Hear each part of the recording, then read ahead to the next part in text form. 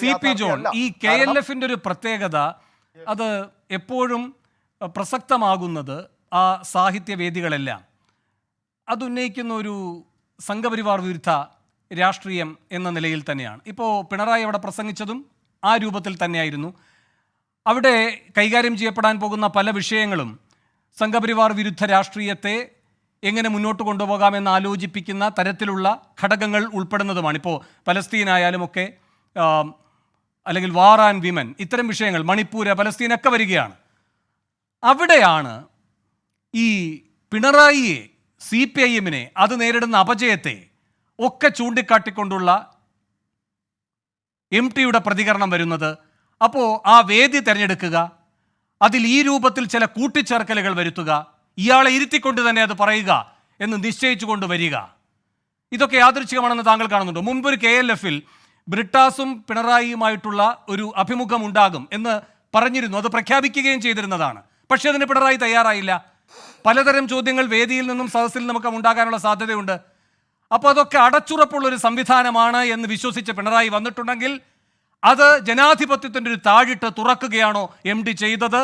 അതിൻ്റെ പ്രതിധ്വനി എന്താണ് എന്നാണ് താങ്കളുടെ വിലയിരുത്തൽ? ഇത് കേവലം പിണറായി വിജയനെതിരെ നടത്തിയിട്ടുള്ള ഒരു വിമർശനം മാത്രമല്ല. പിണറായി MT നടത്തിയ വിമർശനത്തിൻ്റെ പ്രതീകമാണ്. MTയുടെ പ്രസംഗം ഫുൾ ടെക്സ്റ്റ് നമ്മൾ വായിക്കുകയാണെങ്കിൽ അദ്ദേഹം ആരൊക്കെയാണ് ഉദ്ധരിച്ചിട്ടുള്ളത്? 944 മാർസിയൻ തത്വചിന്തകനായിട്ടുള്ള, അതേപോലെ തന്നെ ഫ്രോയിഡിൻ്റെ ശിഷ്യനായിട്ടുള്ള വിൽഹം റീഹ് നടത്തിയിട്ടുള്ള 944 വിമർശനം ആരെക്കുറിച്ചാണ്? അത് പിണറായി വിജയനെ കുറിച്ചല്ല, സ്റ്റാലിനെ കുറിച്ചാണ്. അപ്പോൾ CPM ഉയർത്തിപ്പിടിക്കുന്ന സ്റ്റാലിനിസ്റ്റ് മൂല്യങ്ങൾ, ആ സ്റ്റാലിനിസ്റ്റ് മൂല്യങ്ങൾ തകർച്ചയിലേക്കാണ് കാര്യങ്ങളെ എത്തിക്കുക എന്ന സൂചനയാണ് കൃത്യമായിട്ട് MT അവിടെ കൊടുത്തിട്ടുള്ളത്. റഷ്യൻ വിപ്ലവത്തെയും 57-ലെ തെരഞ്ഞെടുപ്പിനെയും അദ്ദേഹം സമീകരിക്കുന്നില്ലെങ്കിൽ പോലും അദ്ദേഹം വ്യത്യസ്തനായ ഒരാളെ അവിടെ കാണിക്കുന്നുണ്ട്. അത് EMS ആണ്. EMS 57-ൽ വന്നു. അതിനുശേഷം ആ കാലഘട്ടത്തിൽ തന്നെ സാഹിത്യ വിമർശനം, സ്റ്റാലിനിസ്റ്റ് സാഹിത്യ വിമർശനത്തിൻ്റെ രീതിയിൽ യാന്ത്രിക സ്റ്റാലിനിസ്റ്റ് വിമർശനം നടത്തി. പക്ഷേ EMS തിരുത്തി.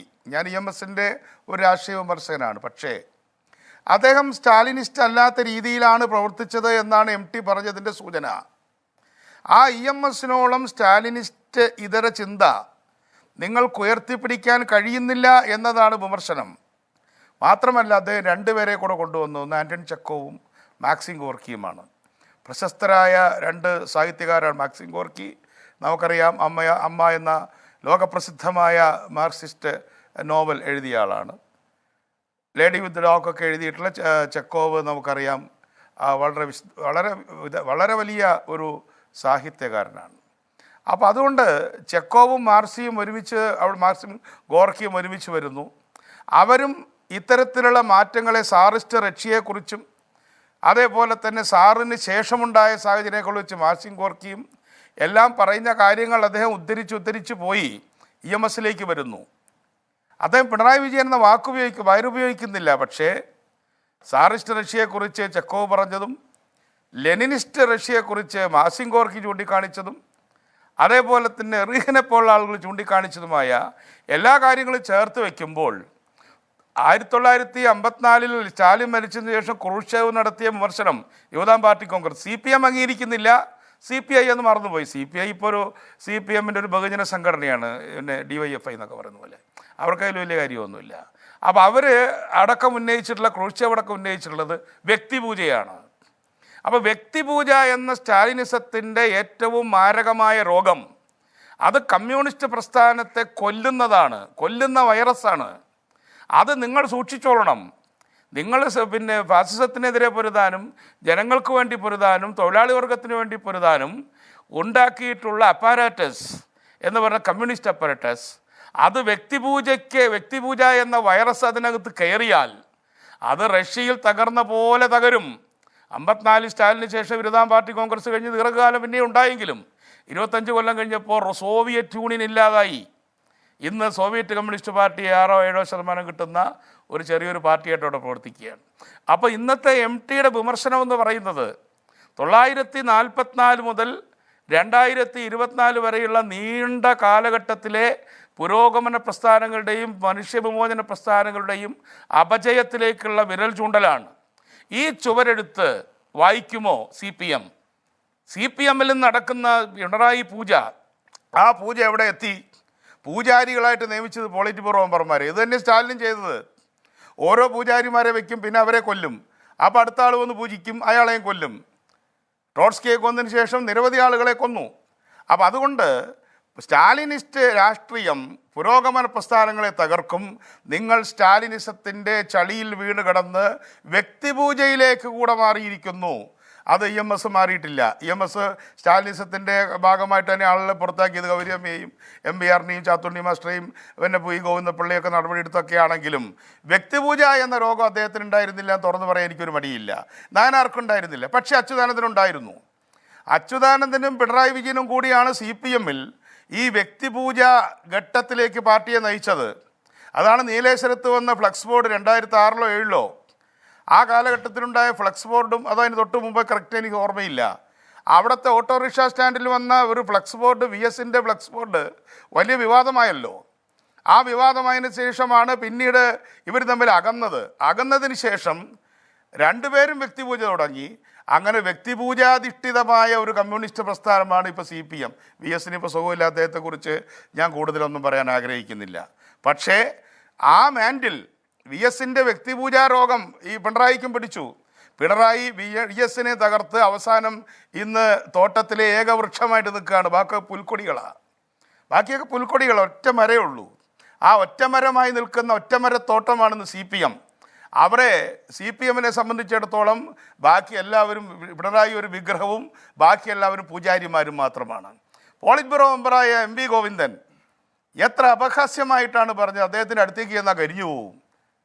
ഞാനതിനെക്കുറിച്ച് കണ്ണൂരിൽ പിറ്റേ ദിവസം ഉണ്ടായി. ഞാൻ പ്രതികരിച്ചില്ല, കാരണം പ്രതികരണയോഗ്യമല്ല. വേറൊരു മന്ത്രി എന്താ പറയുന്നത്? അദ്ദേഹം പറഞ്ഞത് അദ്ദേഹത്തിൻ്റെ പാദസ്പർശമേറ്റ സ്ഥലങ്ങൾ മഹാത്ഭുതമാണ്, അദ്ദേഹം ദൈവത്തിൻ്റെ വരദാനമാണ്. തിയോളജിയിലേക്ക് പോയി. അപ്പോൾ ഇത്തരത്തിലുള്ള വ്യക്തിപൂജാധിഷ്ഠിതമായ രാഷ്ട്രീയം നമ്മുടെ രാജ്യത്തെ എവിടെയും ചെന്ന് എത്തിക്കില്ല. MT-യുടെ ഒരു കഥാപാത്രത്തെക്കുറിച്ച് മറ്റൊരു കഥാപാത്രം പറഞ്ഞല്ലോ, സേതുവിനെ മാത്രമാണ് ഇഷ്ടം എന്ന അവസ്ഥയിലേക്ക് കാര്യങ്ങൾ എത്തിയോ?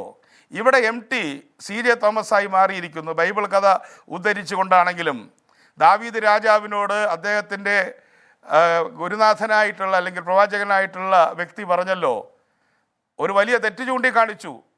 ഒരു കുഞ്ഞാടിനെ കൊന്ന്, ഒരു വിധവയുടെ ആടിനെ കൊന്ന് കറി വെച്ചു കഴിച്ചു ധനവാൻ, പൈസ കൊടുത്തില്ല. ആരാണ് ആ പാപി എന്ന് ചോദിച്ചപ്പോൾ വിരൽ ചൂണ്ടിക്കൊണ്ട് നാഥാൻ പറഞ്ഞു, ആ മനുഷ്യൻ നീ തന്നെ എന്ന് പറഞ്ഞ കഥ മലയാള സാഹിത്യത്തിലെ ഒരു വലിയ വിമർശന സൃഷ്ടിയാണ്.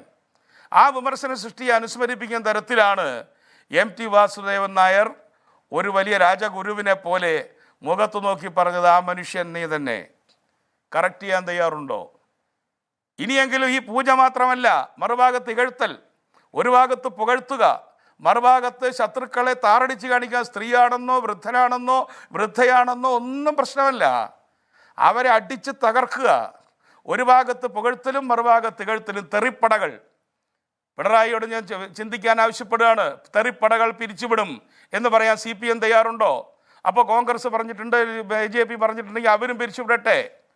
അതുകൊണ്ട് നമ്മുടെ രാജ്യത്തെ പൊളിറ്റിക്കൽ ഡിസ്കോഴ്സ്, ആ പൊളിറ്റിക്കൽ ഡിസ്കോഴ്സ് ഇത്തരത്തിലുള്ള തെറിപ്പടകളുടെ തെറിയും അതുപോലെ തന്നെ പുകഴ്ത്തുപാട്ടുകാരുടെ പുകഴ്ത്തുപാട്ടും കൊണ്ട് മലീമസമായി കിടക്കുന്ന അന്തരീക്ഷത്തിൽ അവിടെ എറിഞ്ഞിട്ടുള്ള ഒരു കൈബോംബാണ് MT-യുടെ ഈ പ്രസംഗം. ശരി.